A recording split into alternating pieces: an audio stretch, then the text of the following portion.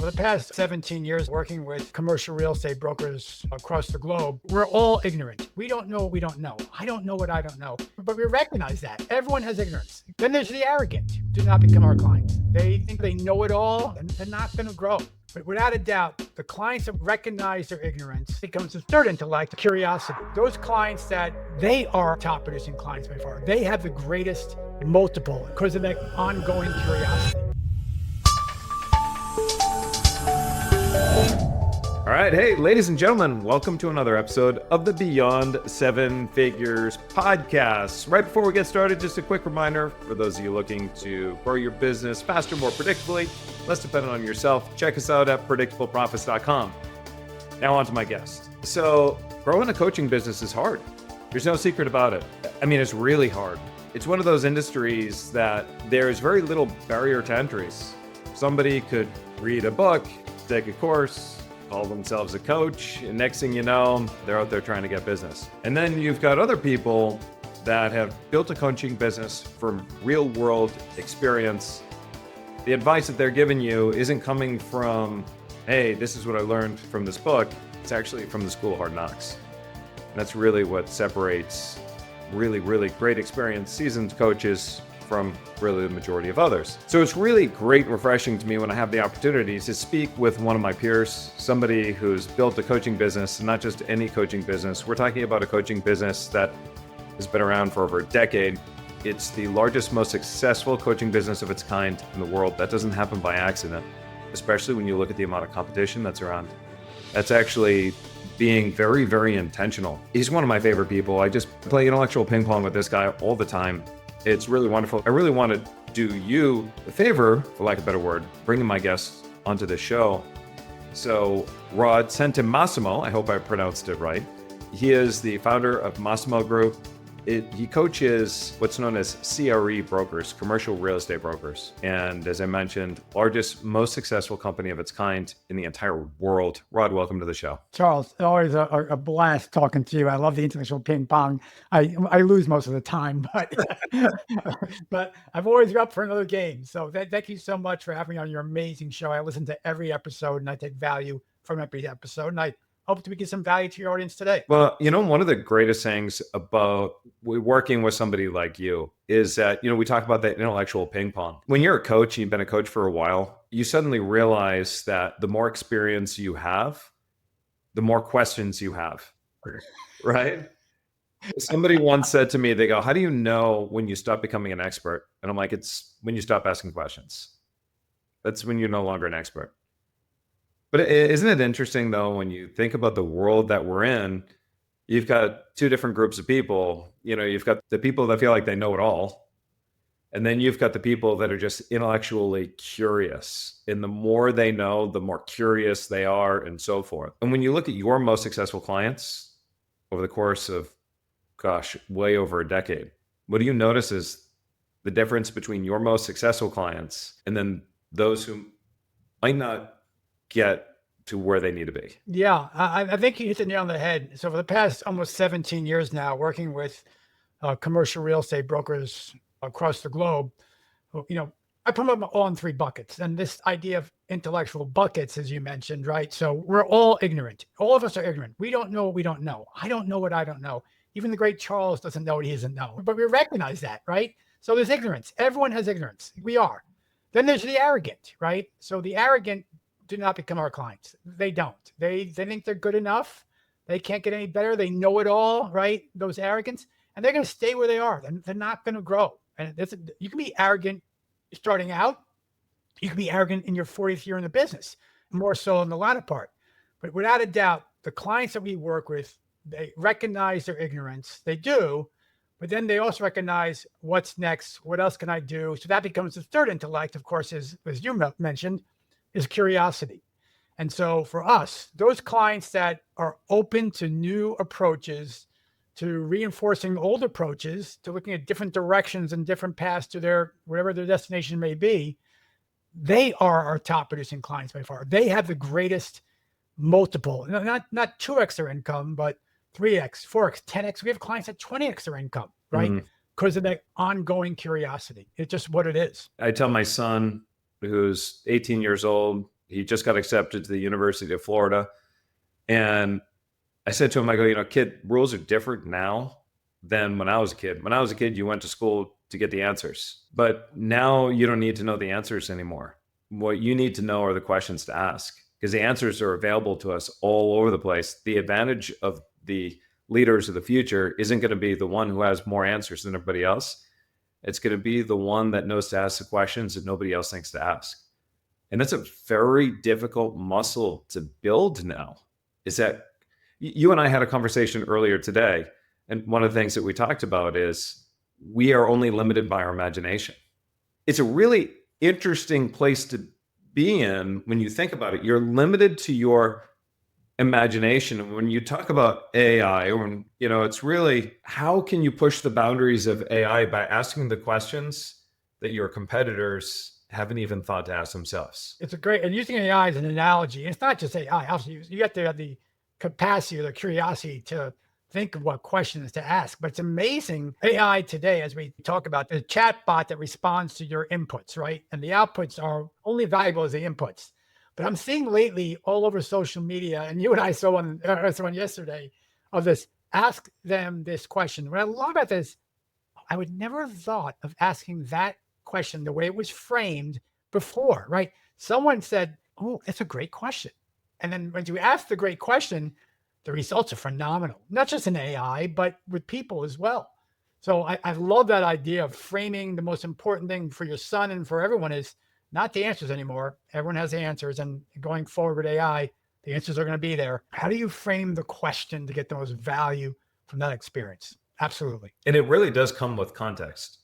So you coach, commercial real estate brokers. So for me to step into your shoes and then say, you know what, you've been doing this for over a decade. I'm going to go ahead and I'm going to coach a commercial real estate broker. Even with AI and all the answers available to me, I'm going to have a different output than the output that you're going to have, because the input and the question to ask is going to be directly related to the experience that you have put decades into mastering. It's like in jiu-jitsu, for example.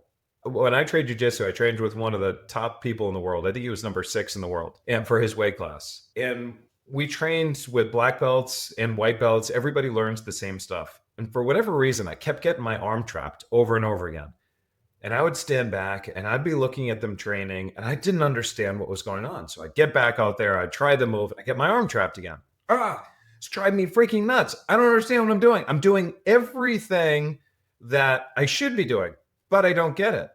And there's those subtle distinctions. In my professor, which is what you call the head guy in jiu-jitsu, said, Charlie, the issue is you have to turn your thumb up. What? You have to turn your thumb up. When you turn your thumb up, your elbow gets stuck to your side, and you're not going to be able to pull your arm out when your thumbs are down. And so your elbow is coming out from your side, making it easy to get trapped. But that's the context that we're talking about here. I'm looking at, in jiu-jitsu, I was looking at the big picture. I'm looking at my arm is getting stuck. It has to be the other person, the way the other person is doing this. And I'm asking all the wrong questions and I'm doing all the wrong things. But he had enough experience to know right off the bat, where's his hand? Where's his thumb? And that's for so many people, whether you're in coaching or whether you're in accounting or you're an agency or you're in whatever business it is, those who are worried that AI is going to put them out of business, if you become truly a master at the work that you're doing, you're going to understand the difference between somebody who's saying, looking in the wrong places for why their arm's getting trapped, to understanding, just turn your thumb up. Just turn. And the moment I turned my thumb up, nobody could take my arm again. Yep. I completely agree. Yesterday, I had a conversation with some of our top producers, and in commercial real estate, especially now with the NAR recent lawsuits, compensation is a big deal in real estate. It is. How we get paid, who declare who's your client. So I try to frame them that, what if we just suspend the rules for a minute and the market rules on how we get paid, and we look at everything different from a perspective of a consultant and advisor. And these are seasoned, high-producing commercial real estate brokers looking at me going, you're insane. I'm like, no, let's just change the rules. Let's change your perspective, right? It's the context that we know how to do certain things. So look, I get paid to help people make a lot more money. That's basically it. I get paid in my company, and all our coaches get paid So our clients make a lot more money. And to do that, right, maybe they need to put their thumb up instead of putting their thumb down, thumb sideways. And it's just that simple. Yeah. And, one of the many things that I respect about you is that, again, it's that intellectual curiosity. When you and I started working together, you didn't come to the table saying, hey, man, I built the #1 coaching company of its kind in the world. I know a heck of a lot. And, this posture of, I'm really smart and I'm just talking to you just to be able to prove how smart I am, right? Which you had every right to do so because of all your accomplishments. But instead, you came to the table and one of your first questions was, help me understand my blind spots. What am I not seeing? And we all have blind spots, every single one of us. And it doesn't matter if you're Warren Buffett or Elon Musk or, whomever it is that you are. Everybody who has accomplished anything understands that everybody has their own blind spots. But it's recognizing those blind spots so then you can solve one thing to then move on to another, right? And it's just understanding and knowing that, again, the question to ask. It's also a recognition of knowing that we don't walk on water, right? None of us walk on water, that we're mistakes, right? And that we're not perfect. And, so I think that's really important. But when we think about blind spots, for example, what do you often see? And let's just talk about your most successful people, right? Because the blind spots, when you haven't reached a certain degree of success, like they're everywhere, right? But let's look at the most successful people that you work with. What do you find to be the most common blind spots? I only coach one person. Out of our hundreds and hundreds of clients across the world, I only coach one person, a gentleman named Bob Knackel, who's the top producing broker in probably the world. He sold 22 something billion dollars of assets. As of today, he sold 2,349 buildings in New York. He sold his previous company for $100 million when I was working with him. But when I met him, I was writing my first book, a book called Brokers Who Dominate, which I wrote 12 years ago. And Charles still sells every day since then, which is cool. But people told me, go talk to this guy named Bob Knackel. You need to get his story. And I didn't know who he was. So I looked him up and I had an interview with him and he shared me, and I could share this information. He allows me to share it. He was making $6 million a year. Okay. One guy. $6 million a year. One of the top producing brokers on the planet. So he said, hey, Rod, why don't you come up and spend a couple of days with me and see how you can help me? so this was 12 years ago, or actually, for him, it was 12, 13 years ago. And I looked at my wife and said, what the hell am I going to help this guy with? Look what he's the best in the world. And that was my limiting belief 12 years ago, which I've gotten away with. So I sat with him for 2 days and just sat in the back while he did his thing. And I just watched. I watched everything. And I said to him at the end of the 2 days, Bob, you're leaving millions of dollars on the table. This guy who's the best of the best was blind to the things he wasn't doing. And there's some simple things at first, simple tweaks and some major tweaks. One simple tweak is, I'll tell you right now, that most brokers and certainly most business people that are on the transaction treadmill are deal junkies, and they love doing deals and they chase the deal. They never look in the rearview mirror because they're looking for what's the next thing, what's the next conquest, right? The problem is when you do that, and the rearview mirror is millions of dollars of referrals and leads and new assignments and new testimonials. So we said, Bob, let's go back to those. At that time, it's probably 1,200 buildings he sold. Let's go back. Let's do a whole campaign and resell those buildings or re-get these things. He's like, Rod, I did those deals. I'm like, no, let's try that again. So by the third year, he was making $18 million. Whoa, right? Good. Good for him. Good for him. Now the market cycles, no doubt. The market cycles, they're not all because of Massimo coaching or him. But the point was, you can put these levers and just twist them a little bit and turn them and put your thumb up and say your elbow out, elbow in, right? Same in golf, whatever it might be. Not that you and I are golfers, but at least I'm not. But I like to think I can swing a club, but I'm not a golfer. That's right, exactly. I can swing a club. I have golf clubs, but I'm not a golfer. But that blind spots like that. What are we missing? The most obvious things: how we prospect, how we market, how we build our teams, how we leverage and delegate others, how we pitch our services. Right? Those blind spots cost our clients millions of dollars. So if we can find the right way to tweak what they are, and every client's different, they are, but our methodologies are principled and they are established and standardized to how we apply to everybody. But that's the element. And I love that you call it the blind spot because that's what it is. Yeah. Well, and it's funny because when you look at the different levels of where people are with success, right? when people are just sort of climbing up that ladder, oftentimes they start thinking, what do I need to do more of? What do I need to do more of? What do I need to do more of? And then they get to that point where they start becoming more and more successful, and the question changes. Instead of what do I need to do more of, the answers that they are looking for is what do I need to do less of, not more of, less of. And it's funny when they do less of something, how much more money they ultimately end up making, right? You just, see yourself, like part of the conversations that you and I have had more recently was not about you doing more at all, right? It was really about doing a lot less. And the result of you doing less, the business that's already successful is becoming worth more and more and more. I would agree completely, and do less in certain ways, right? First of all, I know we are mutual. Somebody used to be in one of our coaching groups way back when. I know Alex Hormozi says the woman in the red dress, right? So you stop chasing the shiny objects. I can do this. I can do this. I can do that, right? Yeah, you could. We all could do that, but if you focus on that one thing, for me, it's coaching commercial real estate brokers. How great can you become? Because look, I'm still nowhere near the level of impact, that's the way I put it, that I think we can get to. Nowhere close. We're not. So yeah, stop doing everything, number one. Get great people to help you, number two. And that's what I'm pretty proud of. We have great people. We didn't grow until I started hiring more coaches. First it was 3, then it was 10. Today is 35, I believe, and a great leadership team, right? And another way to stop doing less is, and this is what it is. And I could just tell your audience, look, the greatest accelerator you might think right now is AI. And AI is the greatest accelerator technologically that we have. It is. But truly the greatest accelerator, believe it or not, and where you are today, and this is just maybe self-serving, maybe not, but is to find someone that has been where you want to go. And that's a coach. And that's what our clients do. And that's why, as you probably have figured out by now, I'm a client of Charles. I am. So Charles, I have sat down with Gary Vaynerchuk. I've sat down with Donald Miller for several days. I've sat down with so many other people, Taki and others, right? All these coaches, and all help me figure out, oh, that's what I need to do. Oh, I didn't think about that. And sorry, it sounds like I'm kissing butt here, but during our short time together of 6 months, where it's been, my business has accelerated exponentially because you showed me, Rod, you're not doing this and you're not doing that. I'm like, oh my God, it's so true. I'm not. Everything we've done in our short time together is now exponentially impacting our growth. So Charles is a coach. I'm a coach. I can't tell you how much I believe in coaching. And I think everyone should have a coach. I do. Well, I'm honored. And that says a lot, especially coming from you. I mean, it really means a lot. So thank you for that.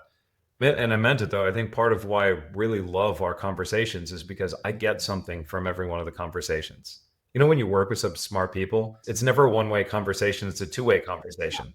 There's always a moment where I'm writing down notes and I'm like, ooh, that was really great. And it's like so cool that I actually get paid to learn from some great people. Yeah. I've worked with CEOs of companies doing hundreds of millions of dollars, brands that that I can't actually say on the podcast, but brands that I work with the founder of Planet Fitness.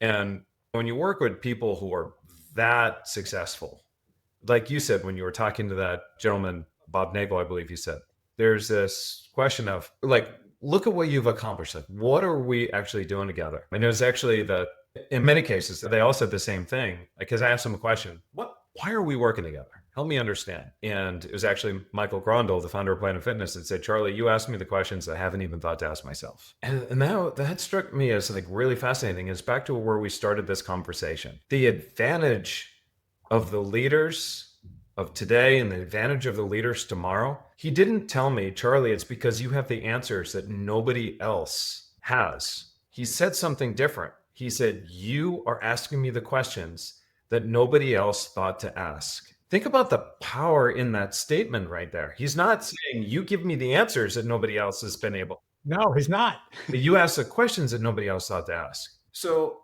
let's think about this, because right now we're creating a really good argument for, okay, I need to know how to ask better questions. So for the people who are listening right now, they go, okay, Charlie, Rod, totally get it. How do they build that muscle of curiosity? Yeah, great question. Number one, again, I think you should be coached. I do. And I do this, and I know you do this, Charles. I consume myself with knowledge in every waking hour. I do. I'm always listening to podcasts, always listening to podcasts. I will now start doing YouTube channels, which I've never really dove into YouTube before in my career. I really haven't. But now I'm really starting to dive into YouTube channels.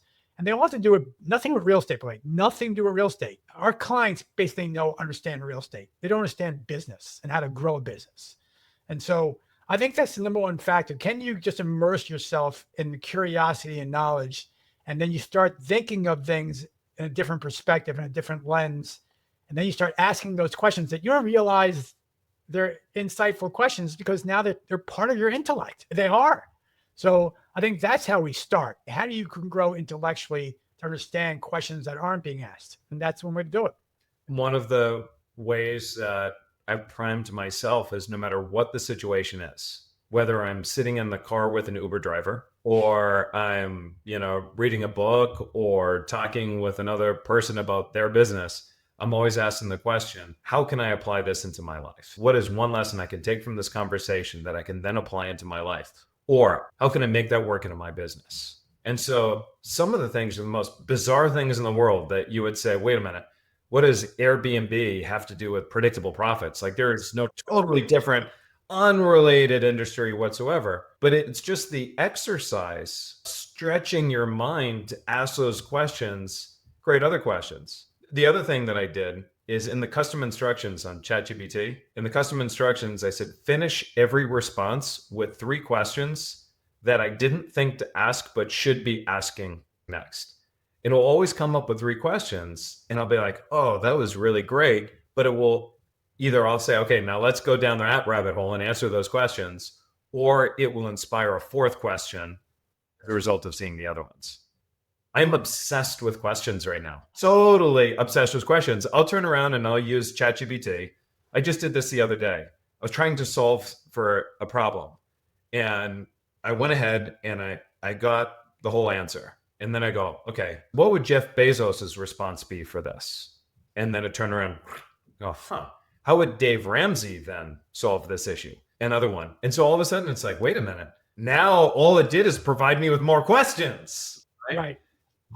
It's like, but it's even something as simple as just taking a different well-known persona, bring them into the conversation and see what their response would be. Just again, it's like we're talking about the advantage tomorrow is going to go for those people that not only have better questions, but to the point we discussed earlier this morning, we're only limited by our imagination. So how do we expand our imagination? By increasing our possibilities. I agree 100%. I love the framework that you put it for the memory of GPT. But this is something, it's fine. I just got the phone with our marketing team. And so hear this out, Charles. And so my admin assistant, Alyssa, who is awesome. I mean, I have a director of marketing, I have a director of sales, I have a director of client service, I have a director of coaching, and then I have Alyssa. So Alyssa always asks me the questions, hey, why can't we do this? I mean, she's the one that asked the question. That's a moneymaker, right? So she said to me, Rod, on the last program we had, a very successful prospecting workshop the other day, and we had some feedback that people were blown away as far as not following, not in a good way, but they're blown away by the prospecting, but we're confused by the AI I integrated during the workshop. So she said to me, do you think we should have a workshop, AI for dummies or AI for beginners? And then I looked at my marketing director and I said, Alan? I looked at my social media director and I said, Mo? They both went, oh my gosh, that's the question we haven't asked. We've assumed that everyone already knows AI. We assumed everyone can figure this out, but we forgot about the masses, the millions that haven't figured it out yet. Right. Yeah. So my rear view, I was like, I'm like Bob Knackel. I've gone full circle. Oh, I talked to those clients. Right. I've taught AI twice. I've got it all done. I've made millions doing that. Right. But wait a minute. There's some questions that Alyssa just asked me. I'm like, I'm leaving money on the table back now. Yeah. So it's incredible. What you're saying is context and curiosity. Her one comment is like that, guys. So now in July, we're going to have a session for our commercial real estate audience, AI for beginners, not dummies. And guess what? I bet you that it just is what it is. You run the numbers. We'll make $100,000, $200,000 in that 4-hour workshop. We probably will. And it's just because of someone give me, now I'm going to have to bonus her, but that's great, right? That's what I want. But that kind of be open to anyone and everyone in your organization, anyone and everyone don't discount anyone's opinion because they're closer to it than me as a CEO is to an issue or problem. They just are. So that's what I got out of that. Did you ever watch Undercover Boss? I have, of course. Come on. Yeah, right. Did you notice how many times the boss, the CEO of this large organization, more times than not, what they do is they put themselves undercover and they go to basically, this is the lowest man on the org chart, whether they're in warehouse at shipping or if it's fast food, they're right in, working the counters in the fast food restaurant, whatever that might be. You notice how many times they get an answer to something that they have been struggling with all the way the executive leadership that they couldn't figure out on their own, but it was somebody operating the cash register or somebody packing the boxes that all of a sudden said something. And the CEO was like, how long has this been going on for? But it's like it instantly changes the entire conversation. The answers. So I attended the U.S. Army War College as a civilian. I was nominated and selected, several years ago. And it was this leadership seminar. And it was a 5-star general. I believe it was 5-star general. There's only a handful of them. And he was of NORTHCOM, right? So all of North America. So he was the general there. And he was telling the story about how they were fighting this battle out in the Middle East. And they just kept losing over and over and over and over again. And he's like, man, I was just so upset. We couldn't figure out what the heck was going on. We're sitting in the Pentagon. We're trying to solve for these problems. So finally, I'm like, screw this. I get in a plane. I go over to the Middle East, get in a helicopter, go right into the battle area. He says, the way that works is when you have an officer, nobody's supposed to salute anything. You just walk in. It's blinded. Nobody's supposed to know who you are because the enemy's always looking at you. He goes, I walk right up to one of the lowest ranking officers. And he said, I just said to him, what the F is going on here? Why do you guys keep losing these damn battles? Like, what's happening? And he goes, sir, come with me for a minute. And he says, can you look over here? You see the horizon? And he goes, yeah. And he goes, behind every rock, they have tunnels. In those tunnels, there are people who are watching us right now. And they're above us. And we can't win because they're always above us watching our every move. The only way we can defeat them is if we move to the higher location up there. And he said, we had the smartest officers in the world in the Pentagon trying to solve this. We couldn't solve it. It took the lowest ranking person in the military to point out the most obvious thing. Well, look what's going on. And then they never lost another one of that type since then. But when you tell me that story, my initial reaction is, come on, they had to recognize that, right? But it's just assumed wrongly. Come on, that's obvious, isn't it? No, it's not. They're asked the wrong question. That's what it came down to. And so, that's why when it comes to everyone here in their business, we just had a situation in our board of directors. We had an office hours meeting. Somebody said, I need more leads. And then a lot of people, they think, okay, well, we need more leads, but we have to ask better questions. And so one of the questions that I asked was, well, let me ask you, I understand you probably think you need more leads, but let's look at things from a granular perspective. What is the conversion rate between the people, your leads, and actually jumping in on that call? So I don't know. Says, well, that's number one opportunity. But number two, if you had to guess, what do you think it is? He says, I don't know, maybe 5 or 10%. And I'm like, oh my gosh, you don't need more leads, right? But it was at knowing the question to ask to, again, get to the answer that he needed. One of the largest publishing companies in the world, they said the same thing to me. We need more leads. We went through the same thing. They had a 35% show up rate on their calls. And the problem was they would say, okay, Rod, here's the deal. Let's talk next Tuesday, 2:00. Go, okay, great. Nobody was sending out a calendar invite. Nobody was sending out reminders. Nobody was doing any of this stuff. And they're wondering why people aren't showing up. That system was fixed. They had more leads than they had people to handle, and they had to reduce their lead flow significantly. It's knowing the right questions to ask. Always. Yep. I love Amazing. It. I love it. We were talking about other things today, but so a broker might say, I just can't get the leads, or I can't get, an impression. And then so we go to, yes, their website, but more importantly for brokers, we go to their LinkedIn profile, because that's in our audience, that's where people are going to look. It's beyond pathetic. It truly is. There's no image, there's no photo, there's nothing I said, if I got your name and I looked at you, I would think you're nobody. I mean, it's again, a simple little thing like that. Yes, I'm preaching everyone get a robust LinkedIn profile at the minimum, but yeah, I get it. And that's why back to my point about Alyssa is you need to stop assuming everything and everyone knows what you know because they don't. Everyone, again, back to the ignorance. Everyone's ignorant. We all are to every level. We are. I am.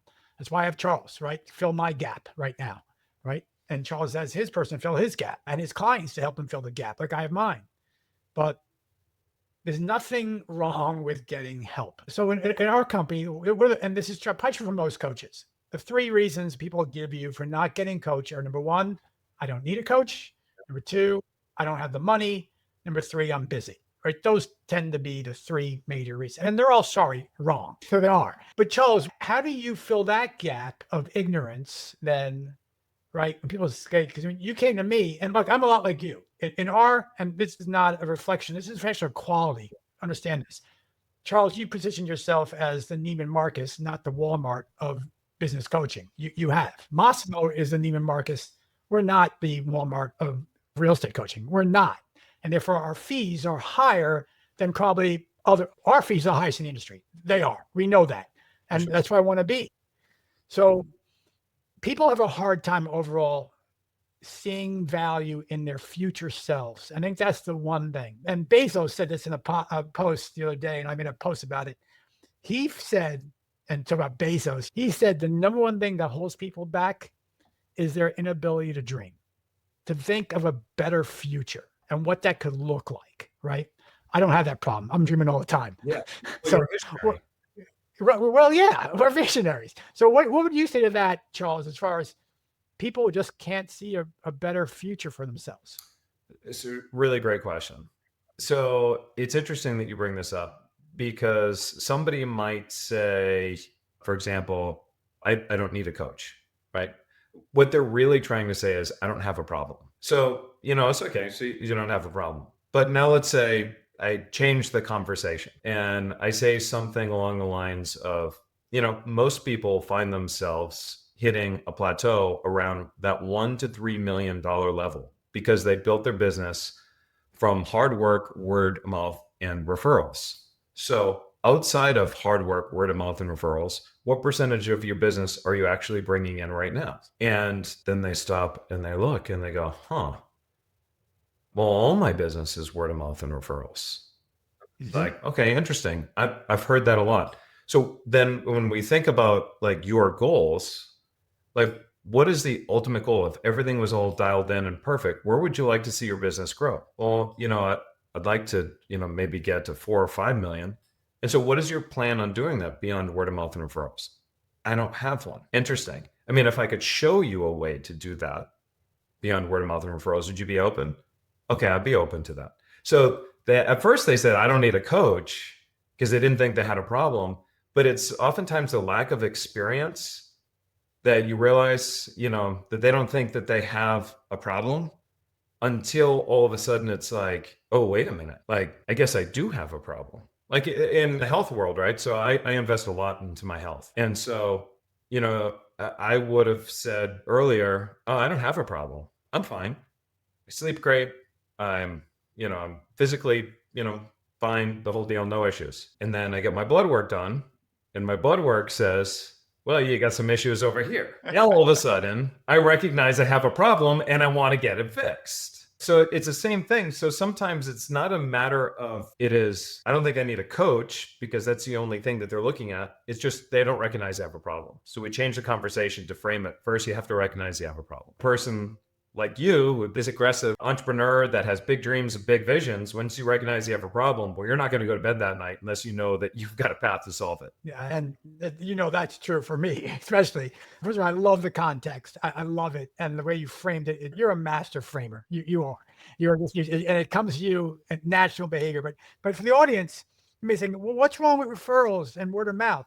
Understand this, that when you live on referrals, you are accepting the quality of the client and dollar volume that client has referred to you. That's what referrals are. You just are. When you go out and directly market yourself and prospect yourself, you are targeting bigger and better opportunities. So while referrals are awesome, they are. they're also capping your potential income in many ways. They are. So, and yes, we have the same thing. I'm good. I mean, network forever. Yeah, but where do you want to go? That's the great question. Where do you want to go? So, yeah, great conversations as always. So, Now, I know we are pushing against the clock and you have a hard stop here. My favorite question to ask our guests. So, this is the Beyond Seven Figures podcast. What would you say is your biggest, best tip for our listeners that want to take their business beyond seven figures? number one, hire Charles would be my first, or me if you're in commercial real estate. But it's seriously, the only way you're going to get to the beyond seven figures is if you leverage great people, pure and simple. And one day, maybe all AI bots on your management team and your board of advisors. We're not there. We're not there yet. But you have to leverage great people and give up all the stuff you know that you're doing that you shouldn't be doing. Because I would tell you, my director of marketing is better marketing than me. My director of sales, no one's better than me in sales. I'm sorry. My director for what I do. My director of operations, my director of client success, they're all much better than me in what they do. And so pay them well, step back. Charles is pushing me back, but step back and let your business grow. And you can give up the reins and just step away and just do what you do best. Be the visionary, be the dreamer, like me, like Charles. And then you'll see all the right questions come to you and your business starts to grow. I want to acknowledge you for one other thing, Rod. This takes a very strong and confident person to be able to say the things that you've done about having a coach and so forth. Because there are two types of people. There are people that look at their coach and they go, "That my coach is my secret weapon." Right. And they're okay with being able to share, I work with, Charlie, whatever. My coach is my secret weapon. And they're very confident in who they are and their abilities. And that's awesome. And then there's other people who their coach is their dirty little secret. And in the people who take it as that dirty little secret, oftentimes there's imposter syndrome, there's other insecurities that go along there. And you and I both know people, and I will not actually share their name, but they are on stage, they're writing books, they are teaching seminars, and they are taking my stuff that I've taught them, sometimes using it word for word, and sharing this stuff across the board without giving any credit. Now, I'm fine with that, and I don't mind for what it is, or at least I tell myself I don't mind. I have to tell myself that. But I actually had the conversation with Ari Meisel, who I believe you probably know who Ari is, because I struggled this for a little bit. I'm like, I'm in the audience and I'm seeing what's going on, and I'm waiting for him to be like, yeah, I got this from Charlie, because I had clients in the audience too, and they're all pointing at me going, "Hey dude, we just talked about this." And then he took it fully as his own. And I wrestled with it. And he brought it to that perspective. And he goes, "You know what? This isn't about you. This is actually about this person. But there's some imposter syndrome and blah, blah, blah." I only bring this up because, it's funny. You see, again, the way that people dress. When they're poor, they try to dress really rich. And, they spend a lot of money. They want people to think that they've got a lot of money, right? So they show it off. Then they get to a certain level of success, and all of a sudden you notice something changes. Now they actually don't care that other people know that they have a lot of money. In fact, sometimes they hide it, and they'll dress in t-shirts or they'll dress in sweatpants or, whatever, because they want to hide it. They don't want to be that showy. I know you've reached a certain level of success when you're comfortable being able to say, "I've hired this person. I've talked to these people. I've hired a director of operations that's smarter than me. I've hired this person that's smarter than me." You don't have anything to prove because you've already done it. Like, you've done it. You've created this level of success. You created the number one company of its kind in the entire world. You don't have anything to prove. And so I want to acknowledge you for that, because it's extraordinary. And I appreciate all the kind words that you said about me. And thank you. First of all, thank you, Charles. We definitely have clients that refuse to let people know that we coach them. 100% true. And yes, I see on Twitter and LinkedIn things, word for word, things I just told them, a few minutes ago. I'm like, can you give me a little credit there? But and it is what it is. But look, it took me a long time. It did. I'll admit, I am now 61, soon to be 62 years old. And doing whiskey. Yeah, I am. But I appreciate that. But it took me a while to find. Everyone told me, people told me, mentors told me, "Rod, just give as much as you can." And you live in a world of abundance. Do not live in a world of scarcity, right? And so I made a switch years ago to say, I don't care. Share all my stuff. It doesn't matter to me. If anything, it forces me to develop more stuff and grow even more. Say, yeah, that's old stuff, right? It just does. So it's unfortunate that some of our clients, it's true for everyone. I love that you said that. You just framed it so well. It's an imposter syndrome. And oh God, and people just can't know I get coached. Oh my goodness. I don't get it. You should tell the world you get coached, because people say, man, you're confident enough to invest in yourself, and you're confident to tell yourself, I don't know everything. I gotta grow. So folks, world, Charles is my coach. He's my coach, and I love him, and he's done wonders for me, and I have no issue. And I'll tell you a funny story after we close out about that. But yeah, it's a great place to. And you have a book that's coming out, right? New book. I talk about Bob Knackel. My 5th book. It's going to be called Selling Building. This comes out on May 20th. Bob and I wrote together. He's a great friend of mine now after all these years of getting coaching together. One day you and I write a book, Charles. So I'm excited. Barbara Corcoran's the head endorser of it, which is always cool. Some major REITs have endorsed it. And so that comes out May 20th. We know it's going to be a bestseller. We know it's going to sell well. But it's a great book for those that want to understand how to invest in real estate. It's not a workbook. It's a storybook, real storybook, and to broker real estate. So we're excited about that. That's coming out soon. Yes, thank you. Also for real estate investors. It's for real estate. Also for real estate investors. Absolutely. Investors and brokers. Wow, fantastic. And that's Selling Buildings. I'm going to have to grab myself a copy. And people want to learn more about you and find the book. Where do we take them? Go to Massimo, Massimo, Massimo.coach. And we'd love to see you. Awesome. So that's Massimo.coach. And that's where you see Rod. You can also follow him on LinkedIn and on X as well. We talked a lot today. And if you really think about the premise of everything that we talked about, the competitive advantage that is going to today's leaders and then tomorrow's leaders, we weren't really talking about answers at all. What we were talking about is questions. Tony Robbins once told me, if you want to get better answers, you've got to be able to ask better questions. There's a lesson that he taught me back in 2005, and it stuck with me ever since. If you want better answers, you've got to be able to ask yourself better questions.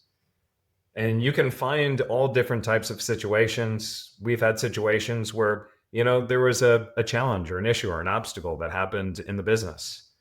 And instead of, saying, oh, that sucks, like, how do we avoid that? Instead, we asked a different question. We said, why could this be the best thing in the world to happen to us right now? And as a result, we ended up coming up with solutions. When COVID happened, when all crap hit the fan, we said, why could this moment be the best thing in the world for us to happen right now? We came up with better solutions, and 86% of our clients had the best year they've ever had. And they did things different. You want better answers? You got to ask yourself better questions. We're only limited by our imagination. And I just want to encourage everybody, build that muscle, ask better questions, and you'll be one of the leaders that are going to be taking advantage of the opportunities, so not just today, tomorrow, and indefinitely. Well, that wraps up today's episode of the Beyond 7 Figures podcast. Again, as a reminder, for additional tips, strategies, and information, visit us over at predictableprofits.com. Again, that's predictableprofits.com. This is Charles Gadet with a huge honor and pleasure to have my friend Rod Santomassimo on this call today. I will see you in another episode.